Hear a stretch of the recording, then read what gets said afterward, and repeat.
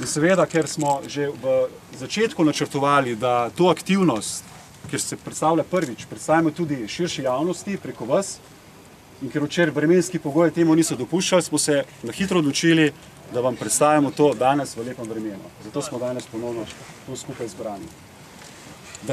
Rad bi vam predstavil današnje sogovornike, ker dinamika, računamo, da se bo začela po načrtih nekje o 15. uri. Strani Slovenske vojske bo nakratko predstavil aktivnosti Slovenske vojske na tem urjenju major Leon Finžgar. Potem iz aerodroma Ljubljana je z nami gospod Brane Kankelj in iz generalne policijske uprave gospod Željko Savič, ki je tudi koordinator aktivnosti pri tem urjenju med Slovensko vojsko in policijo. Besedo predajam majorju Leonu Finžgarju. Izvolite. Nekaj okoli 14. ure lokalno je na letališču Edvarda Rusjana v Mariboru poletelo civilno potniško letalo z namenom pristanka v Republiki Madžarski. Se pravi, je opravilo vso proceduro, da odleti na Madžarsko.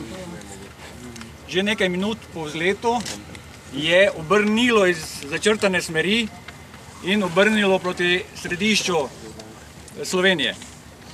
Istočasno je pilot prekinil vso komunikacijo z civilno kontrolo, ki jo takrat usmerja oziroma nadzira, in takoj zatem oddal skok, kot temu pravimo v strokovnem žargonu, se pravi kodo za klic v sili 7500, kar pomeni ugrabitev letala.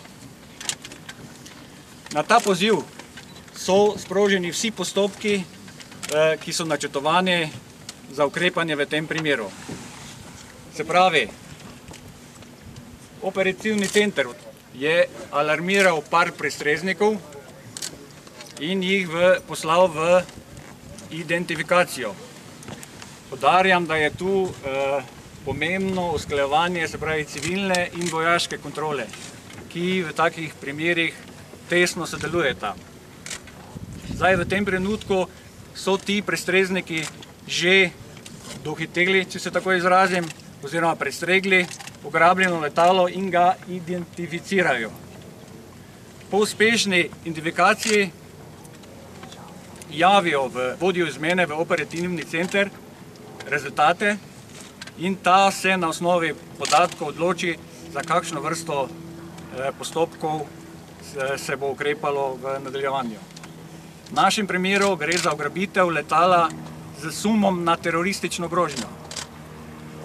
Ta postopek poznamo v zgodovini, oziroma od takrat je ta postopek dobil popularno ime Renegade.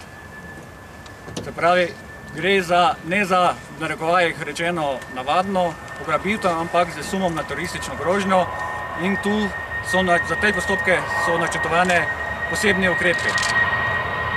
Se pravi, prestreznika, ko prestrežeta ugrabljeno letalo, z določenimi vizualnimi signali in kontakti usmerita to letalo na prisilni pristanek, če se seveda na to odzove.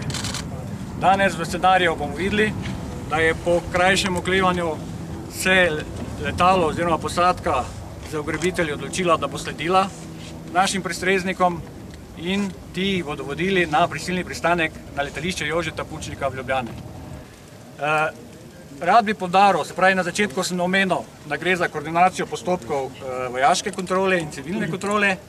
Tu se potem vključi še letališka kontrola, ki pomaga, da ugrabljeno letalo prisilno pristane, ga vodi na določeno točko, tako imenovano točko F, kjer se izvedejo vsi postopki do zaključka dogodka. Vojaški del scenarija se konča, ko je letalo pripeljano na to točko F, ki bomo danes igrali tu pred vami, v resnici je malo drugje, se pravi na civilnem delu letališča. Lovca oziroma prestreznika pilota pa do takrat, dokler ne dobita iz letališke kontrole potrdilo, da je letalo parkiralo, če temu tako rečem, in ugasnilo motorje, krožita nad ugrabljenim letalom. Tako, gospod Kankelj, izvolite. lepa. V danih situaciji se na letališču sestane Center za obvladovanje izrednih situacij, sestavljen iz predstavnikov večjih operativnih služb. To je varnostno-operativnega centra, vodij prometa, gasilske službe ter zdravstvene službe. Do ustanovitve tega centra pa je vodja vseh nalog zaščite in reševanja vodja prometa. Zdaj pa še besedo gospodu Željku Saviču. Hvala. Jaz bi mogoče nadaljeval tam, kjer je kolega končal v okviru letaliških služb. Moram povedati, da v tem varnostno-operativnem centru sodeluje tudi policija za svojim starešino, ki v bistvu usklajuje prve postopke, ki se nanašajo na varnost letališča, na varnost v neposredni okolici letališča. Te postopki se pa začnejo s tistim momentom, ko kontrola letenja obvesti OKC, GPU in policijsko upravo, da se je tak dogodek zgodil. OKC pa nadaljne koordinira vse te aktivnosti, ki se nanašajo na policijsko delo na letališču in v okolici letališča. Po vzpostavitvi varnostno-operativnega centra starešina poseduje podatke, ki so nujno potrebni, da se začnejo pripravljalne aktivnosti v okviru priprave operativnega štaba policije, ki se v tem primeru organizira na letališki policijski enoti, ki je potem tudi v bistvu osnovna izhodiščna točka za sprejemanje vseh odločitev pri sami realizaciji teh aktivnosti za samo dejanje. Po vzpostavitvi operativnega štaba, operativni štab koordinira vse aktivnosti specializiranih policijskih enot, s tem, da na samem kraju, kjer se bo potem plovilo nekje ustavilo, to je F pozicija, organizira taktično-operativni center, ki bo v današnjem primeru, ker je lokacija spremenjena tukaj v neposrednji okolici, v sosednji stavbi. Taktično-operativni center je pa tisti, ki je pristojen za samo delo z plovilom. V operativnem štabu policije so predstavniki enot, ki sodelujejo pri taki krizni situaciji. To so predstavniki specialne enote, kriminalistične službe, pogajalska skupina in predstavniki letališke policijske enote, ki skrbijo za neposredno varnost v okolici plovila. Po odločitvi operativnega štaba se določene naloge pristojnosti predstavijo na taktično-operativni štab, kjer pogajalska skupina začne prvo komunikacijo z plovilom in poskuša vzpostaviti komunikacijo z ugrabitelji.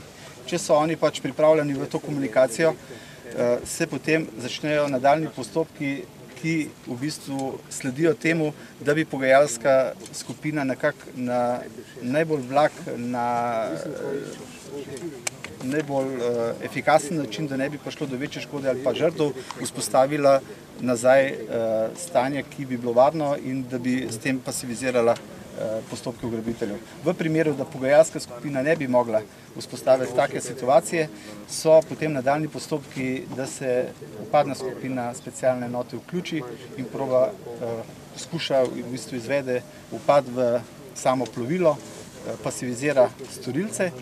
V nadaljevanju potem se izvede še protibombni pregled plovila s ciljem, da se zagotovi varnost plovila, če bi bili mogoče kakšna sredstva noter v samem plovilu, ki bi lahko nadaljno ogrožala postopke policije.